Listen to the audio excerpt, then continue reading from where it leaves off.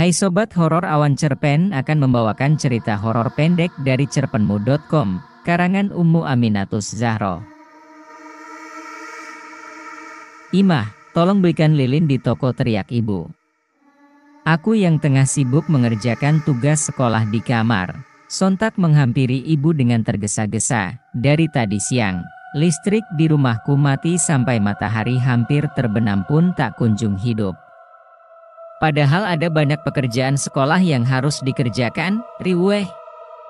Listrik mati, keluhku sambil mengambil uang yang diberikan ibu untuk membeli lilin. Imah tidak boleh mengeluh seperti itu. Tuhan tidak suka hambanya berputus asa, nasihat ibu sambil mengangkat jari telunjuk padaku sebagai isyarat. Aku mengangguk pasrah lalu meletakkan kedua tangan di telinga, satu kaki yang diangkat dan mulut yang harus membaca istighfar 33 kali. Unikan ibuku.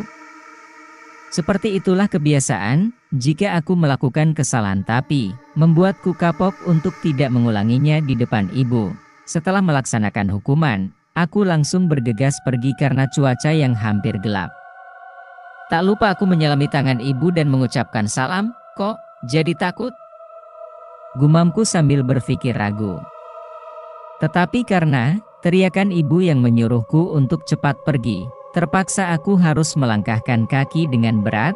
Ketika melihat jalanan yang hampir gelap nan sunyi membuat pikiran aneh melayang di otak, namun aku menangkasnya dengan berusaha tenang dan terus melangkahkan kaki. Mataku menatap penuh waspada hal sekitar dan mulutku tak berhenti berkomat-kamit, entah membaca apa. Yang penting di hati meminta perlindungan kepada Tuhan dari usikan setan yang laknat. Aku mempercepat langkah kaki ketika melihat pelepah pisang seperti bayangan hitam dan seorang wanita yang baru pulang dari sawah terlihat seperti kuntilanak karena membawa karung putih yang lebih besar dari tubuhnya. Kenapa ketika gelap semuanya nampak seperti setan, pikirku. Untungnya, toko itu tidak terlalu jauh dari rumahku, jadi tak butuh lama aku sudah melihat bayangan toko itu. Gelap itu membuat gelisah ucapku ketika sampai di toko. Aku memegang lutut sambil mengatur nafas yang ketinggalan di tempat tadi. Assalamualaikum, seruku, namun tak ada yang menjawab. Aku semakin diusik oleh halusinasi aneh karena begitu sepi, ditambah penerangan yang minim karena hanya menggunakan patokan lilin yang hampir redup karena angin yang menerpa. Suasana ini membuatku seperti ada di film horor. Paman, seruku meninggikan suara. Halo, apa ada orang? Aku masih belum menyerah, Paman, ujarku lagi.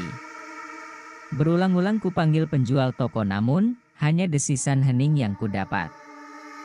Aku pun mengambil duduk di tempat itu. Apa aku pulang saja, pikirku sambil merengut kesal dan mulai melangkah pergi. Baru hanya beberapa langkah, suasana sunyi langsung dipecahkan oleh suara seseorang yang membuatku terkejut. Suara itu berasal dari dalam toko. Tunggu. Kamu mau beli apa, nak? Maaf karena membuatmu nunggu lama, saya sedang salat maghrib tadi, ucap seorang lelaki penjual toko. Aku pun membatalkan niatku untuk pulang dan menghampiri penjual itu dan bertanya, ada lilin? Tanyaku sedikit kesal. Aduh nak, lilinnya sudah habis. Aku mendengus kesal mendengar jawaban lelaki itu dan tanpa mengucap salam, aku pergi dari tempat yang menyebalkan hatiku.